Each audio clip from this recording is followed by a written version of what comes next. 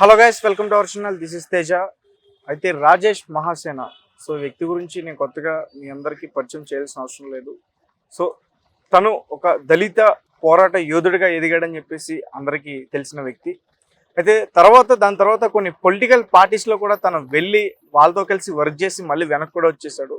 అయితే రీసెంట్గా ఏపీ ఎలక్షన్స్లో టీడీపీ వైపు నుంచి పి గన్నవరం అనే ఒక నియోజకవర్గం నుంచి ఎమ్మెల్యేగా ప్రకటించారు. దాని తర్వాత ఏమైందో తెలీదు, అతను పక్కన పెట్టేశారు. మొత్తానికి ఇప్పుడైతే టీడీపీ క్యాడర్ కానీ జనసేన క్యాడర్ కానీ ఎవరు కూడా అతన్ని పట్టించుకోవట్లేదు. మరి ఎందుకు అతన్ని పక్కన పెట్టాల్సి వచ్చింది? సో ఇవన్నీ కూడా మనతో పాటు డిస్కస్ చేయడానికి 100 రూపాయల ఎమ్మెల్యే వారణాసి సూర్య గారు ఉన్నారు. సార్ నమస్తే అండి. సో మొత్తం కూడా డైరెక్ట్ రాజేష్ గారిని అటాక్ చేస్తున్నారు. రీసెంట్గా నేను చెక్ చేస్తే రాజేష్ మహాసేనతో పెట్టుకుంటే చాలా డేంజర్ అన్నట్టు టైటిల్స్ చూసా. సో ఏంటి అంత వైలెంట్గా? డేంజరే. మీరు ఇప్పుడు చాలా చాలా గొప్పగా ప్రజెంటేషన్ ఇచ్చారు, కానీ రాజేష్ మహాసేన గురించి దళిత బిడ్డ, దళిత పోరాట యోధుడు, ఇవన్నీ ఆ తొక్క ఏమీ లేదు అక్కడ. కేవలం ఏంటంటే దళిత బిడ్డల్ని వాడుకుంటున్నారు, అడ్డదిడ్డంగా వాడుకొని ఎదుగుతున్న ఒక ఊసర వెళ్ళి రాజేష్ మహాసేన. సో ఇప్పుడే కాదు, అంటే ఈ ప్రజెంట్ ఈ స్టేజ్ లోనే ఇలా ఉంటే ఒక పార్టీని కాదు తను వాడుకున్నది. ఫస్ట్ దగ్గర నుంచి వద్దాం. రాజేష్ మహాసేన అనే మనిషి ఫస్ట్ ఒక యూట్యూబర్ గా ఎదిగే ప్రాసెస్ లో మీకు తెలియదు ఇవన్నీ. అఫ్ కోర్స్ ప్రీవియస్ వీడియోలు చాలా ఉంటాయి, అంతవరకు మీరు వెళ్ళారని కూడా నాకు తెలియదు నాకు. సో ఈ రాజకీయాల విషయం పక్కన పెడితే స్టార్టింగ్ స్టేజ్ లో ఈ దళితుల కోసం డెవలప్మెంట్, నేను దళితుల కోసం విపరీతంగా పోరాడతా అని చెప్పేసి ఆ వ్యక్తి చేసిన పని ఏంటి అంటే, ఒకానొక స్టేజ్లో స్టార్టింగ్ స్టేజ్లో గల్ఫ్ కంట్రీస్లో కువైట్, ఖత్తర్ ఇలాంటి గల్ఫ్ కంట్రీస్ ఉంటాయి. ఎంతో మంది దళితులు ఉన్నారు. అంటే ఇక్కడ బతకలేక అక్కడికి వెళ్ళిన వాళ్ళు ఎంతో మంది ఉన్నారు. సో వాళ్ళ బతుకులు బాగుపడతాయని చెప్పేసి మనోడికి సపోర్ట్ చేశారు ఇనిషియల్ స్టేజ్లో. ఓకే, డొనేషన్స్ రూపంలో రకరకాలుగా ఫండింగ్ చేశారు. ఫండింగ్ చేస్తే అప్పుడు వాళ్ళ కమ్యూనికేషన్లో ఉండి ఎదుగుతున్న ప్రాసెస్లో వాళ్ళ ఫోన్లు కూడా లిఫ్ట్ చేయకుండా వాళ్ళ కమ్యూనికేషన్ ఇప్పుడు లేదు. వాళ్ళందరూ నాకు కమ్యూనికేషన్కి వస్తున్నారు. ఎందుకు? ఇప్పుడు నేను వాస్తవాలు మాట్లాడుతున్నా కాబట్టి.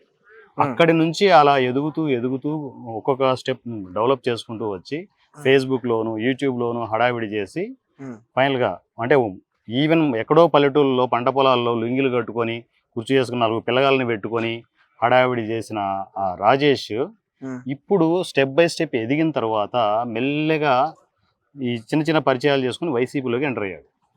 వైసీపీకి ఎంటర్ అయ్యి ఇదే టీడీపీని, ఇదే పవన్ కళ్యాణ్ని అమ్మనా బుద్ధులు తిట్టిన రోజులు ఉన్నాయి. అవును, అది వాడు మర్చిపోయాడు, కానీ నేను మర్చిపోను. వైసీపీని సరే, వైసీపీ ఒక పార్టీ సపోర్ట్ తీసుకునేసి ఒక స్టాండ్ ఉంది అనుకోవచ్చు, అవునా? అదేని రోజులు కొద్ది రోజులే అక్కడ జంపింగ్ ఇచ్చేసి ఇంకొకరెవరో ఏదైనా కూడా పైసల కోసం మనోడు చేసేది. ఇంకొకరెవరో ఏదైనా ప్యాకేజ్ ఇస్తానంటే అక్కడ నుంచి మళ్ళీ ఇంకో చోటికి రావడం.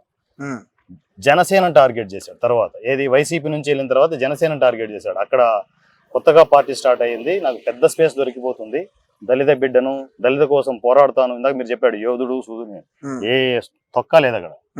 కేవలం దళిత దళితుల్ని వాడుకుంటున్నాడు. కులాల మతాల పేరుతో చిచ్చు రేపి వాడు ఇష్టం వచ్చినట్టు ఎదగాలని ట్రై చేస్తున్నాడు. సో అలా జనసేనలోకి వెళ్ళాలని విపరీతమైన ప్రయత్నాలు చేశాడు. విపరీతంగా చేశాడు ప్రయత్నాలు. ఫస్ట్ జనసేనలోకే ప్రయత్నాలు చేశాడు. చేస్తే అక్కడ పవన్ కళ్యాణ్ గేటు లోపలికి కూడా రానివ్వలేదు. ఆ అక్కస్ ఇప్పటికి ఉంది, మనోడికి ఉంది. సో అలా జనసేన కుదరట్లేదని చెప్పేసి మెల్లగా ఫోకస్ ఏంటంటే లైటింగ్ ఇటు తిప్పాడు, టీడీపీ వైపు తిప్పేసి. అక్కడ ఏంటి, చంద్రబాబు నాయుడు గారు మెయిన్ సెంటర్ పాయింట్ అయితే మాత్రం same as it is gate లోపలికి కూడా రానివ్వడు. కానీ ఇక్కడ జరిగే పొరపాటు ఏంటంటే అప్పుడప్పుడే ఎదుగుతున్న లోకేష్ బాబు. సో తను చాలా మంచి మనిషి, అందరికీ తెలుసు. అవును, అప్పుడప్పుడే రాజకీయ పరిణితి చెందుతూ డెవలప్ అవుతున్నాడు. సో ఇవన్నీ చూసి ఈ నక్కజిత్తుల వ్యవహారాలను చూసి తెలియదు తనకి, అరే దళితుల వైపు ఒక చిన్న లీడర్ని మనం డెవలప్ చేయొచ్చు అనే పాయింట్ ఆఫ్ వ్యూలో తనకి సపోర్ట్ చేశాడు లోకేష్. అంతవరకు చెట్ల కింద పుట్ల కింద చేశాడు వీడియోలు. చేసిన మనిషి సపోర్ట్ చేయగానే ఒక చిన్న స్క్రీను, చిన్న ఆఫీస్ సెటప్, 1-2 కార్లు, ఇవన్నీ సెటప్లు వచ్చేసాయి. తను సపోర్ట్ చేయడం వల్లే ఇవన్నీ వచ్చాయి. ఎందుకంటే ఎదుగుతాడనే ఉద్దేశంతో చేశాడు. అప్పటికే మర్యాదగా ఉండాలి. లోకేష్ అనే వ్యక్తి మహాసేనకి, రాజేష్ మహాసేనకి సపోర్ట్ చేయకపోతే ఈ రోజు తన నథింగ్ ఏం లేదు, రోడ్డు మీద ఉండాలా.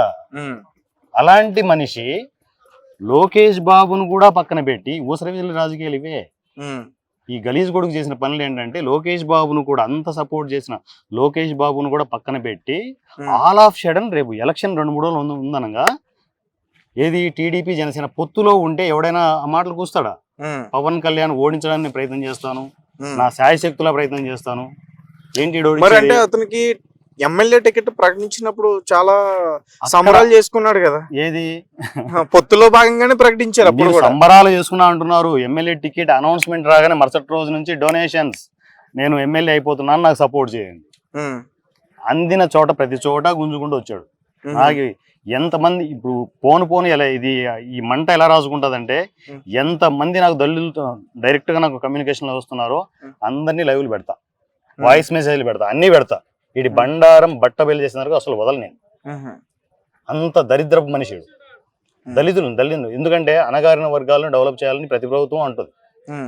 ఆ డెవలప్ చేసే ప్రాసెస్ లో కరెక్ట్ గా ఏ ప్రభుత్వం సపోర్ట్ చేయలేదనేది ఆ పాయింట్ ఆఫ్ వ్యూలో వాళ్ళు చాలా బాధపడిపోతున్నారు ఆ కులం ఆ వర్గానికి సంబంధించి.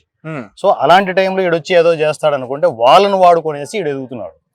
ఏమీ లేని పరిస్థితి. సింపుల్ గా చెప్తున్నా, ఒక పల్లెటూరులో చిన్న చిన్న వీడియోలు చేసుకునే ఒక మనిషి ఈ రోజు 4 కార్లు, సో బ్యాంక్ బ్యాలెన్స్ లక్షలు కాదు కోట్ల రూపాయలు దండుకొని కూర్చున్న ఒక మనిషి అంత ఎత్తు ఎదుగుతాడంటే ఊరికి వస్తుందా? ఇష్టం వచ్చినట్టు వాడుకున్నాడు, ప్రతి పార్టీని వాడుకున్నాడు. అందువల్ల మీకు టైటిల్ పడింది ఏ పార్టీకి పనికిరాని యదవ అని. ఏ పార్టీ దగ్గరికి అన్ని తెలిసిపోయాయి అందరికి.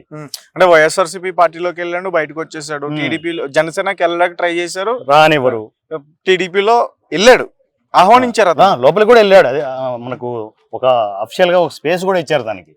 ఇచ్చిన తరువాత టైంలో కూడా సార్ పవన్ కళ్యాణ్ గారు అతనికి ఎక్కడో వెళ్తే ఆపేస్తే కూడా తను డైరెక్ట్ గా కాల్ చేసి మాట్లాడడం ఇవన్నీ కూడా అది కూడా కమర్షియల్ చేసుకున్నాడు వాడు. చేసుకునేసి ఆయన వాయిస్ పెట్టేయచ్చా మీడియాలో పెట్టేసి నాకు పవన్ కళ్యాణ్ ఫోన్ చేశాడు, సో నాకు అసలు చేతులు వణుకుతున్నాయి, వణుకుతున్న మనిషి చేతులు వణికి నర్వస్ అయ్యి అంతా ఎగ్జైట్ అయిన మనిషి ఈరోజు పవన్ కళ్యాణ్ ఓడిస్తాను అనేంత స్థాయి ఇది. అసలు మహాసేన ఇది పెట్టుకున్నాడు కదా, ఆ వెనకల ఏమి ఉండదు, ఆ కెమెరా వెనకల ఏమీ ఉండదు, అంతా డొల్లా. ఇద్దరు పిల్లనాయలను పెట్టుకునేసి ఆఫ్ ఆన్ చేసుకుంటూ ఉంటాడు, అడ్డమైన కూతలు కూసుకుంటూ ఆ వీడియోలు పెట్టుకుంటూ కూర్చుంటారు. ఈ అమాయకమైన దళితులు ఏం చేశారంటే దళిత బిడ్డలు అంతా మా వాళ్ళు, వీళ్ళంతా అమాయకంగా ఈ బుట్టలో పడ్డారు. దాంతో పాటు కలిసి వచ్చింది ఏంటంటే జనసేన టీడీపీ పొత్తులో ఉండడంతో జన సైనికులు వీర మహిళలు విపరీతంగా సపోర్ట్ చేశారు. అసలు మేజర్ గా ఇది ఎదిగిందే జన సైనికుల వల్ల, వీర మహిళల వల్ల. రైట్. అంటే ఇప్పుడు అతనికి టికెట్ క్యాన్సిల్ అయిపోయింది అంటే దీని వెనకాల జనసేన వల్ల రాజకీయం ఉందనుకోవచ్చా? పవన్ కళ్యాణ్ అసలు కల్మషం లేని మనిషి, జనసేనది కాదు కానీ క్లియర్ గా డిఫాల్ట్ ఏంటంటే అక్కడ క్లియర్ గా తెలియడంతో సైలెంట్ గా కట్ చేశారు. సింపుల్ జరిగింది అదే. అక్కడ చంద్రబాబు గారి దగ్గర మెలికి తిరిగింది కదా, లేకపోతే దూరేవాడే. ఒక పెద్ద వైరస్ ఉంటుంది చూడండి, కరోనా వైరస్ ఎలా ఉంటది అంతకంటే డేంజరస్ ఏదవా, అందువల్ల డేంజర్ అని పెట్టింది.